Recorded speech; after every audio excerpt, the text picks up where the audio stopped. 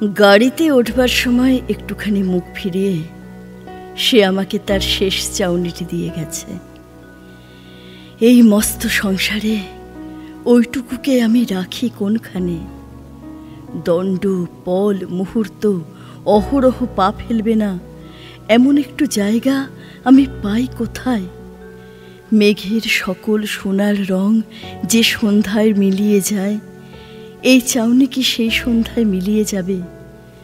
নাগকেশরীর সকল সোনালি রেণু যে বৃষ্টিতে ধুয়ে যায়, এও কি সেই বৃষ্টিতেই ধুয়ে যাবে?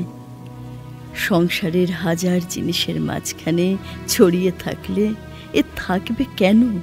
হাজার কথার আবর্জনায়, হাজার বেদনার স্তূপে তার ওই এক চকিতের দান সংসারের আর সমস্তকে ছাড়িয়ে আমারই হাতে এসে পৌঁছেছে। একে আমি রাখবো গানে গেথে, ছন্দে বেঁধে, আমি একে রাখবো সৌন্দর্যের অমরাবতীতে।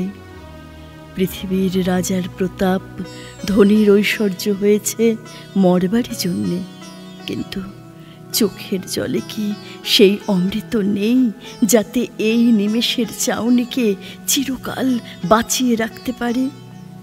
গানের সুর বললে, আচ্ছা আমাকে দাও, আমি রাজার প্রতাপকে স্পর্শ করিনি, ধনীর ঐশ্বর্যকেও না, কিন্তু ওই ছোট জিনিসগুলি আমার চিরদিনের ধন। ওইগুলি দিয়েই আমি অসীমের গলার হার গাঁথি।